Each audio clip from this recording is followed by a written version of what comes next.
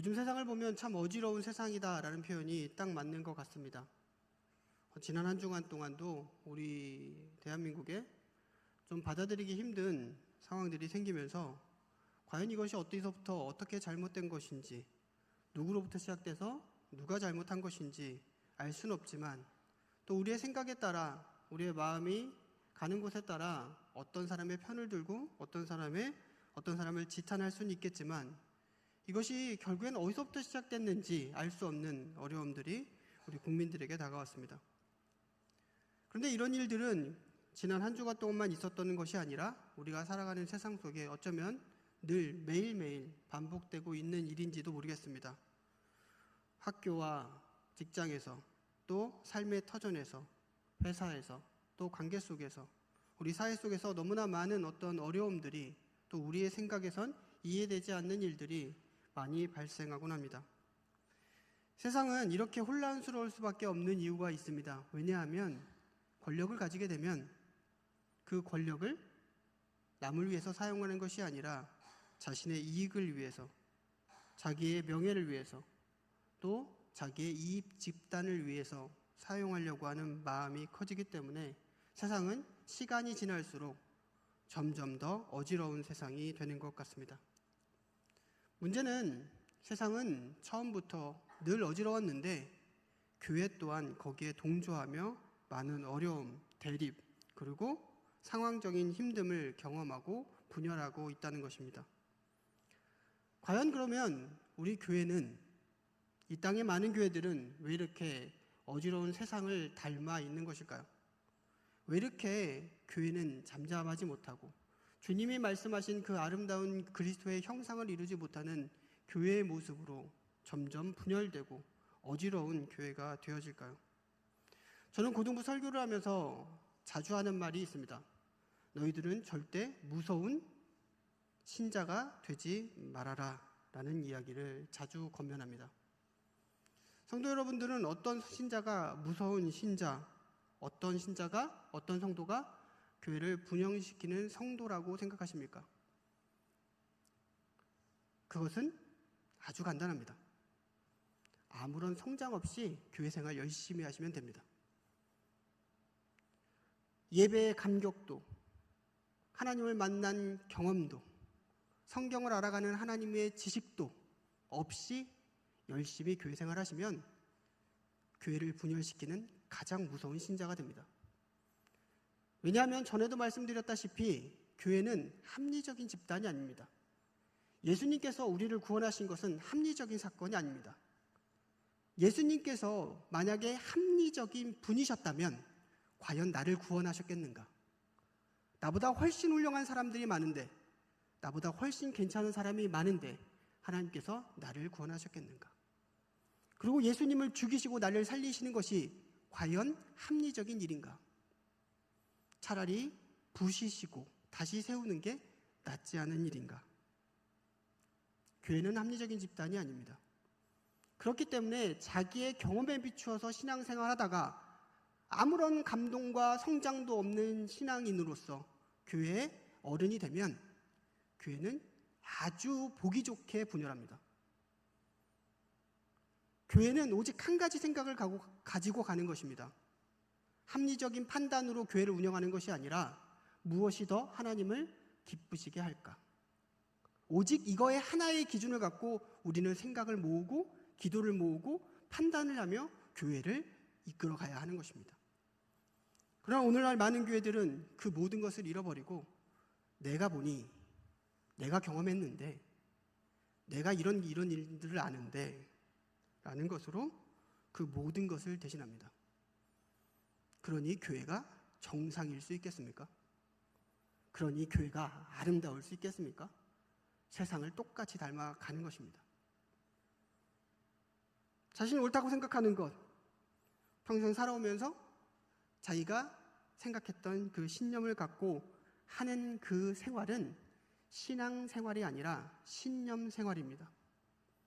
신념만 가지고 신앙생활하는 것, 그것은 가장 무서운 신자입니다. 오늘 사도행전 1장을 읽으면서 우리가 주님이 다시 오시는 그날까지 우리가 어떻게 살아야 되는가, 한번 돌아보는 은혜의 시간이 되었으면 좋겠습니다. 사도행전은 여러분 어떤 것이라고 생각하십니까?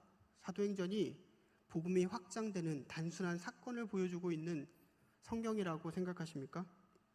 성경을 다시 읽어보면 사도행전은 단순히 복음이 증거되고 성령이 임하고 복음이 증거되는 단순한 사건을 증거하려고 기록된 책이 아닙니다.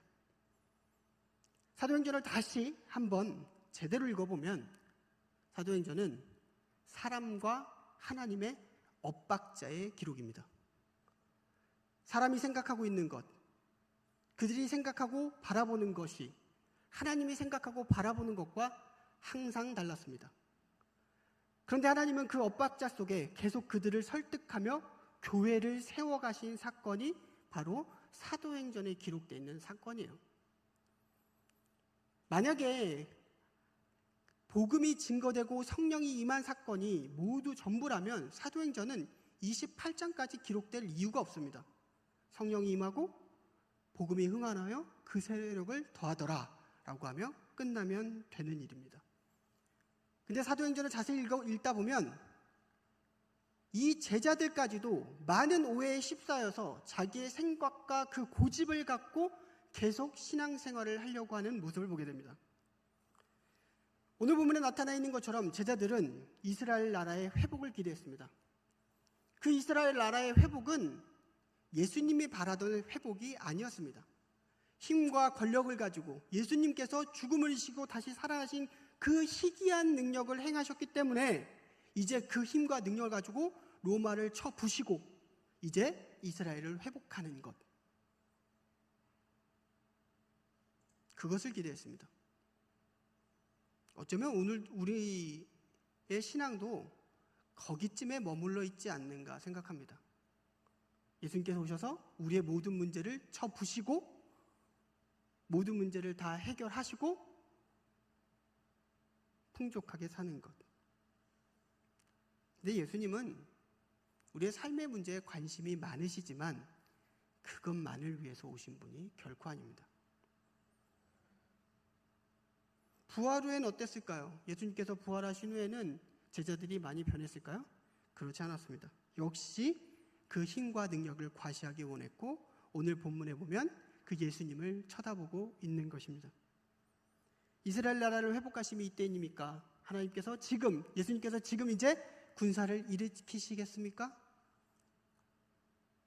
예수님이 얼마나 답답하셨을까요? 성령이 임한 후에는 어떻을까요? 성령이 임한 후에는 제자들이 이제 완전히 변화돼서 하나님의 뜻과 그것을 이해하는 경지에 도달했을까요? 그렇지 않습니다. 사도행전을 다시 자세히 보면 사도행전의 역사는 핍박과 도망의 역사입니다. 계속 핍박받고요. 계속 도망 다녀요. 계속 도망 다닙니다. 왜요? 하나님 뜻을 이해하지 못합니다. 예루살렘에 성령이 임해서 제자들은 모여 예루살렘 교회에 모여서 열심히 모여서 서로 나누고 서로 기뻐하며 예배하고 공동체를 이룹니다. 이제 모든 것이 끝났을까요? 아니요. 이제부터 사도행전의 이야기는 시작됩니다. 우리의 기대가 맞다면 예루살렘 교회에 성령이 임한 후 그들이 서로 가진 것을 나누고 예배를 드리며 항상 기도에 힘썼던 거기서 우리의 역사가 끝나야 되는데 사도행전의 역사가 끝나야 되는데 사도행전은 거기서부터 시작됩니다.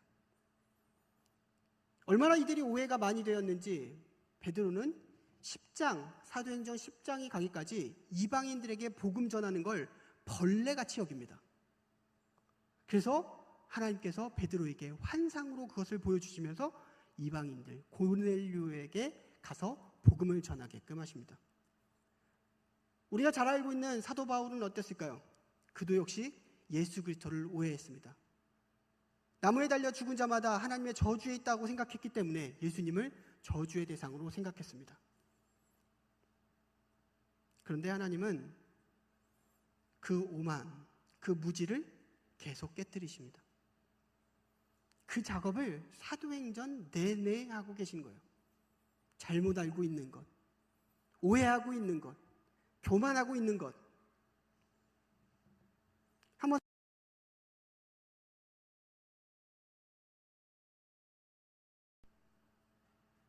하나님을 믿는 건 몇 안 되는 이야기들로 우리는 하나님을 믿을 수 있습니다. 그러나 하나님을 이해하는 건 그렇게 쉬운 일이 아니에요. 어린아이가 태어나서 자녀가 부모를 신뢰하는 데까지는 그리 오랜 시간이 걸리지 않습니다.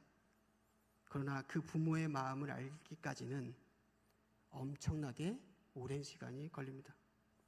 제자들도 사도 바울도 역시 그랬습니다. 우리가 기억해야 되는 것은 우리의 입장에서는 구원받으면 모든 것이 끝난 것이지만 하나님 입장에서는 우리가 구원받은 후부터 우리의 삶이 시작된다는 것이에요. 이제 구원받아서 하나님의 백성이 되었으니 하나님을 알아가고 천국의 의미가 무엇인지, 이 땅 가운데 하나님이 어떤 것을 원하시는지, 그리고 그것을 통해서 어떤 나라를 이루고 싶어 하시는지를 알아가야 하는 것입니다. 근데 우리는 너무나 어린 나이의 수준에 멈춰서 나는 구원받았으니까, 나는 하나님 믿으니까 내가 신앙생활을 잘 하고 있다고 생각합니다. 오늘 본문은 예수님께서 부활하신 후에 제자들과 만나 이제 승천하시기 전의 이야기들을 나누고 있습니다. 그래서 예수님께서 말씀하신 것을 듣고 증인의 삶을 살아라는 예수님의 명령을 들은 후에 예수님께서 승천하시는 모습을 보고 있습니다. 예수님께서 하늘로 올라가셨어요. 그런데 오늘 좀 특이한 말씀이 기록되어 있습니다. 이들이 하늘을 쳐다보고 있는데 하늘에 두 사람, 흰옷 입은 두 사람이 곁에 서서 이렇게 말합니다. 이르되 갈릴리 사람들아 어찌하여 서서 하늘을 쳐다보느냐. 너희 가운데서 하늘로 올라가신 이 예수는 하늘로 올라가심을 본 그대로 오시리라 하였느니라. 이 말씀은 사도행전을 열어가는데 굉장히 중요한 키입니다. 제자들은 예수님이 올라가는 걸 보고 있었어요. 그리고 봤어요. 그리고 멈춰 있었습니다. 왜 그랬을까요? 황당했겠죠. 이제 우리는 어쩌라는 것인가? 무엇을 하라는 것인가? 그리고 그들은 하늘을 쳐다보고 있었습니다. 근데 천사들이 그것을 지적합니다.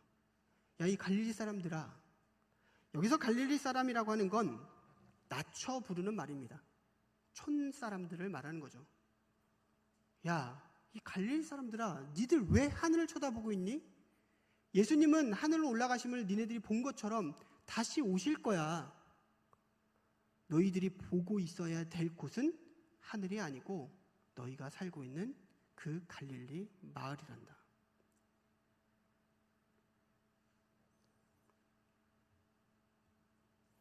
구름으로 가려서 보이지 않게 되었지만 그들은 황당하기도 하고 이제 무엇을 해야 되는지 알지 못해서 하늘을 쳐다보고 있습니다.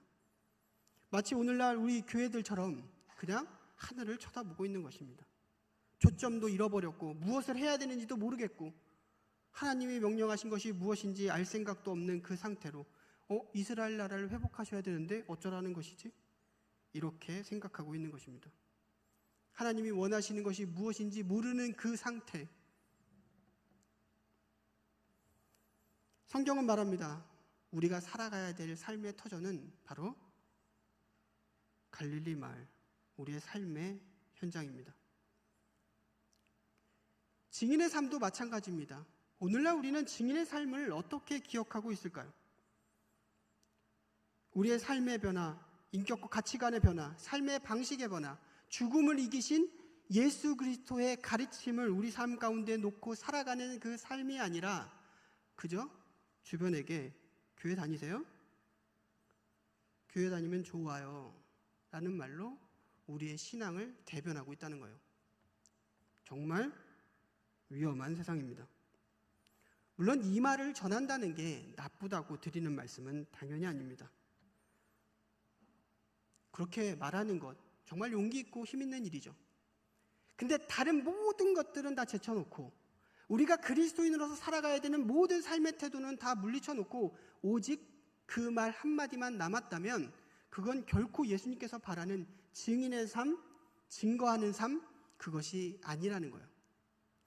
증인이란 어떤 사건을 보거나 듣거나 했을 때 그것을 그대로 그 증거를 가지고 있는 사람을 증인이라고 얘기를 합니다. 여러분 안에 예수 그리스도의 증거가 있으십니까? 우리가 교회에 와서 예배하는 것으로 우리의 신앙의 본분을 다했다고 생각하진 않으십니까? 우리가 주변에 복음을 한번 전했다고, 교회 나오라고 한마디 했다고, 우리가 신앙적인 태도를 다했다고, 신앙인으로서 큰일을 했다고 생각하진 않으십니까? 성경은 그런 삶을 증인의 삶이라고 말하지 않습니다. 성경이 말하고 있는 증인의 삶은 부활의 기쁨을 가지고 세상에서 그 삶을 살아내는 사람. 때로는 손해가 온다 할지라도, 고난이 온다 할지라도 내 인생의 끝이 죽음이 아니기 때문에 다시 오실 주님을 기대하며 그 삶을 살아내는 사람. 바로 그 사람이 증인입니다. 아브라함을 생각해 보십시오. 늙은 나이에 부름을 받았죠. 그의 삶 가운데 전도지 들고 다녔습니까? 하나님의 명령을 따라 이리 치우고 저리 치우면서 팍팍한 자기의 인생, 도무지 해석되지 않는 그 고난들을 맞서가며 그 삶을 살아냅니다.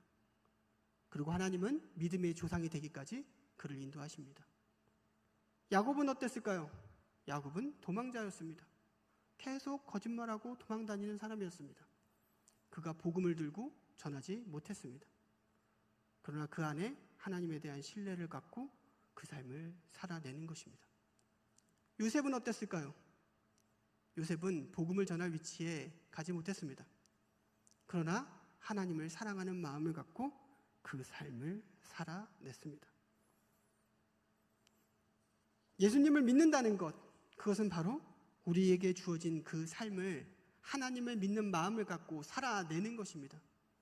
여러분 한 주간 얼마나 예수 그리스도를 믿는 사람으로 살아내셨습니까?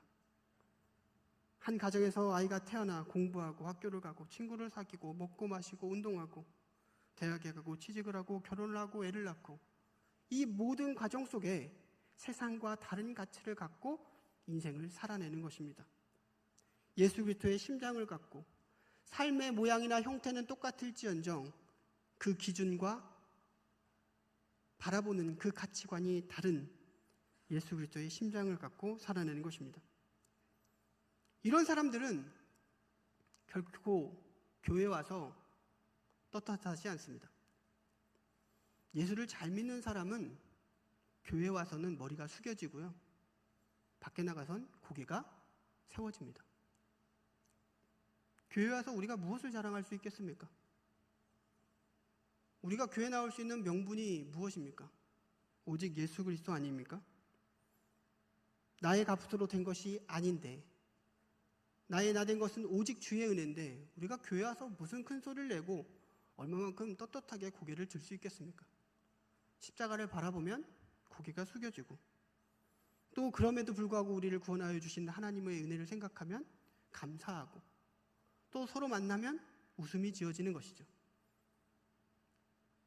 반면 세상에 나가면 나를 부르신 분이 하나님이시기 때문에, 나를 부르신 이가 여호와 하나님이시기 때문에 세상 가운데는 당당하게 담대하게 살아나갈 수 있는 것입니다.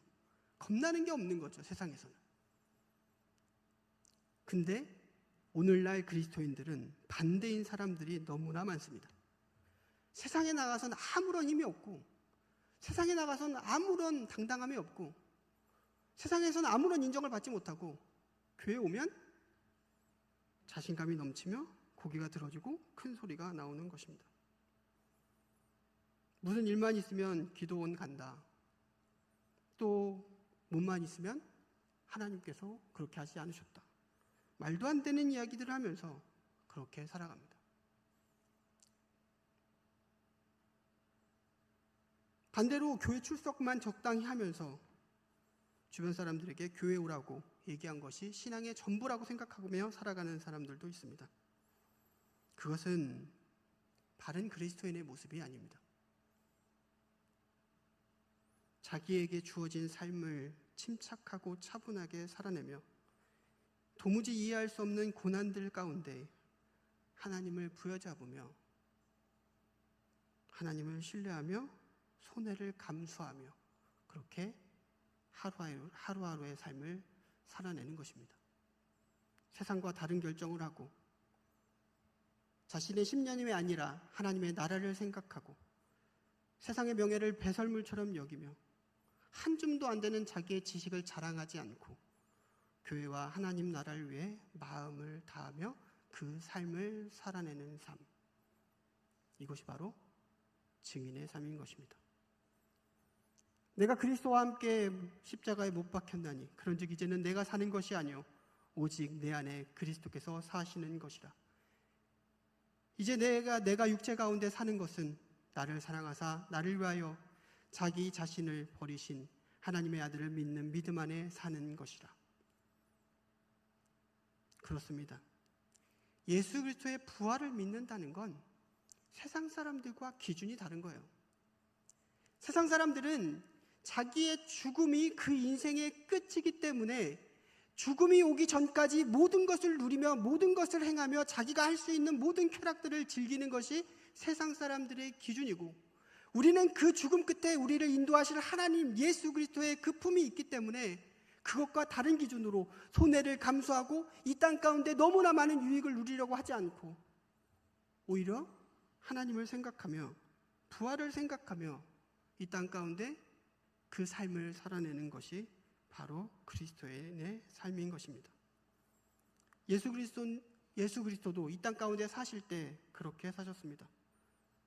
죽음이 왕노릇하던 그 모든 과정들을 그저 쉼없이 살아내셨습니다. 우리 또한 그 증거를 가진 사람으로서 그렇게 살아가야 하는 것입니다.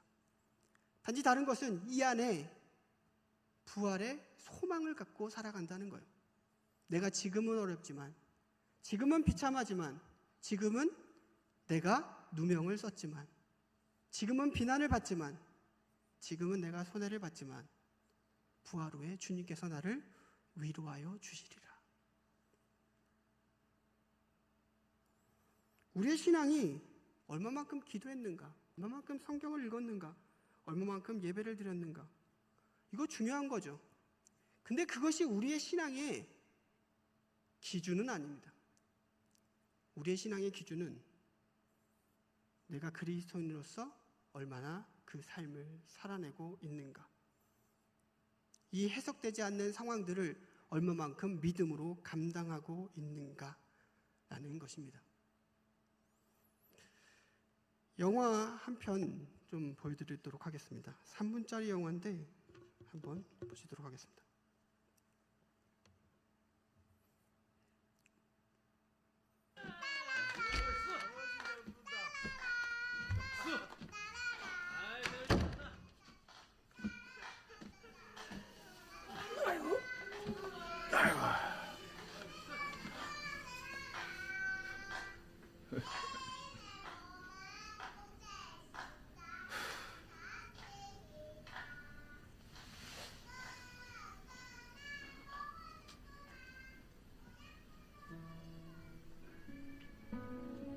아버지, 내 약속 잘 지켰지?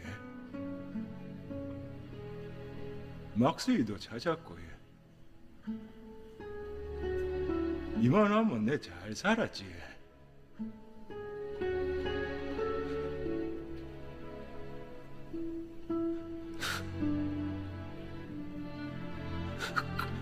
근데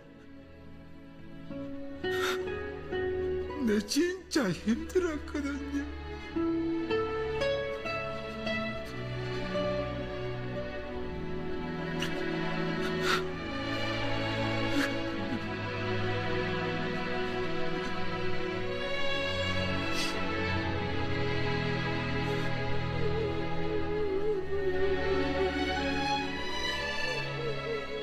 울지 말라고, 똑수야.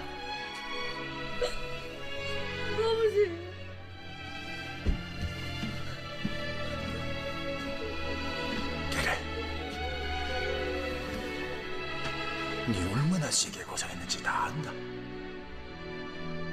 내가 너한테 영 고맙다. 내 못한 거 네가 잘 해줘서 진짜 고맙다.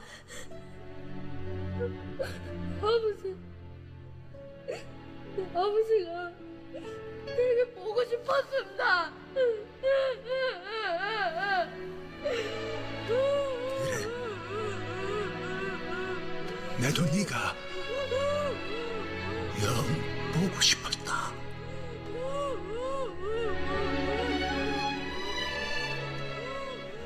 지금 보신 영화는 2014년에 개봉한 국제시장이라는 영화입니다. 한 번 정도 보시면 굉장히 좋을 것 같습니다. 간단하게 설명을 드리면 어린 덕수가 장남인데 6.25 전쟁 때 홍남 철수 때 아버지가 떨어지게 됩니다. 동생과 어머니 세 사람이 떨어지게 됩니다. 한 사람이 탈 수 없어서 당연히 아버지가 타지 못하고 덕수에게 부탁합니다. 덕수야, 잘 부탁한다. 내가 금방 따라갈 테니 막순이랑 엄마랑 잘 돌봐달라고 부탁을 합니다. 우여곡절 끝에 도착했고 결국 아버지는 평생 만나지 못하게 됩니다. 덕수는 자기에게 주어진 그 아빠의 명령을 따라, 아빠의 뜻을 따라 열심히 그 가족을 돌봅니다. 독일에 파견돼서 광부로 일하고 베트남에 가서 위험을 무릅쓰고 돈을 법니다. 그리고 개인의 희생을 하여 그 가족을 지키고 인도합니다. 이제 그 덕수가 나이가 많이 먹어서 이제 할아버지가 된 장면이 지금 보신 그 장면입니다. 이제 많이 늙어서 뭘 할 수도 없는 그 나이가 되었고 그 집에 가족들이 모이게 됩니다. 아들들이 모이고 손주가 모입니다. 그들이 놀고 있는데 그 덕수가 조용히 방으로 들어옵니다. 그리고 아버지의 사진을 보며 말합니다. 아버지, 내 약속 잘 지켰지? 저 이만하면 잘 살았죠. 근데 진짜 힘들었습니다. 어쩌면 오늘날 우리 그리스도인의 고백이 아닐지 모르겠습니다. 이 땅 가운데 그리스도인으로서 하나님의 명령을 가지고 살아간다는 건 자기 자신을 버리는 진짜 힘든 일입니다. 그러나 다시 만날 주님을 기대하면서 그 진짜 힘든 일을 살아내는 것입니다. 마지막 장면 속에 덕수는 다시 어린 장면으로 환상으로 돌아가고 아빠가 와서 그를 안아주며 말합니다. 울지 마라. 내가 너 얼마나 힘들었는지 안다. 고맙다. 주님이 우리를 그렇게 기다리고 계십니다. 이 땅 가운데 우리의 힘을 자랑하는 것이 아니라, 이 땅 가운데 우리가 얻을 수 있는 명예들을 다 얻는 것이 아니라, 내 목소리를 다 내는 것이 아니라 주님 명령 때문에, 주님 사랑 때문에 내 삶을 포기하고 살아내는 것, 그것이 바로 증인의 삶입니다. 우리 한번 찬양했으면 좋겠습니다. 주님 다시 오실 때까지.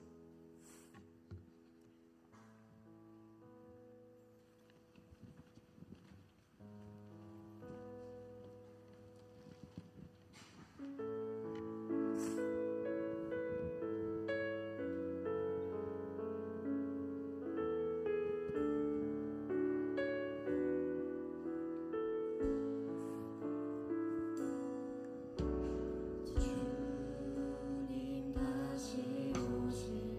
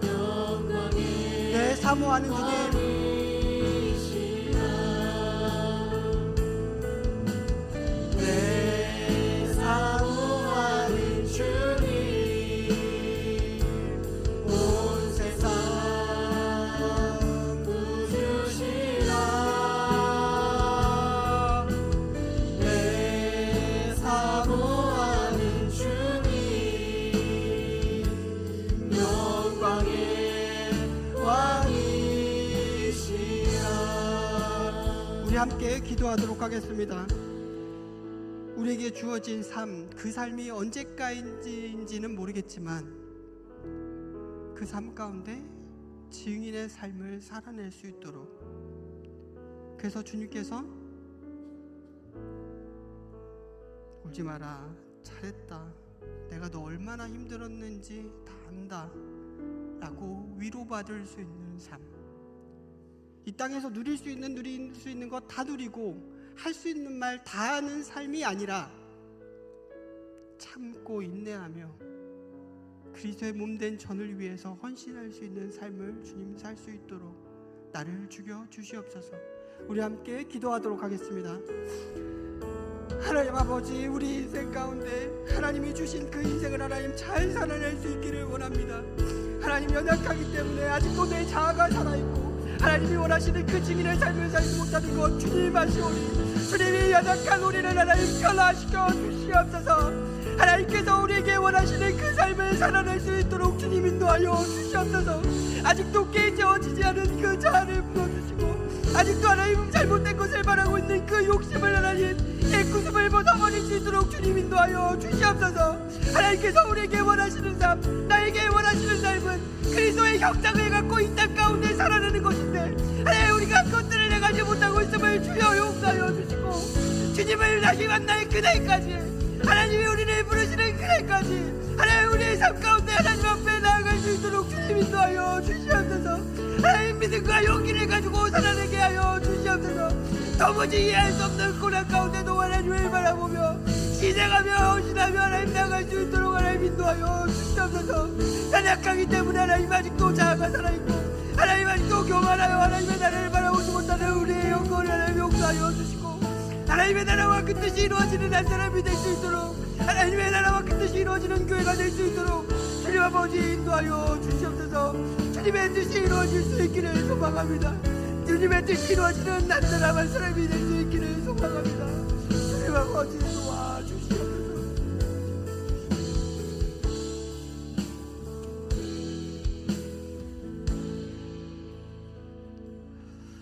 하나님 감사합니다. 오늘도 주신 말씀을 통해 우리가 은혜를 나눴는데 하나님, 이 땅 가운데 하나님이 원하시는 증인의 삶을 살아내 하나님 앞에 칭찬받는 종이 될 수 있도록 붙들어 주시옵소서. 모든 것 주님께 맡겨오며 사랑 많으신 예수 그리스도의 이름으로 기도드렸습니다. 아멘. 광고 드리도록 하겠습니다. 오늘 동부시찰 여전도에 단합대회가 있습니다. 그리고 교회 김장이 있는데 많이 참석해 주셔서 함께 이루어갈 수 있었으면 좋겠습니다. 죄송합니다. 그리고 12월 24일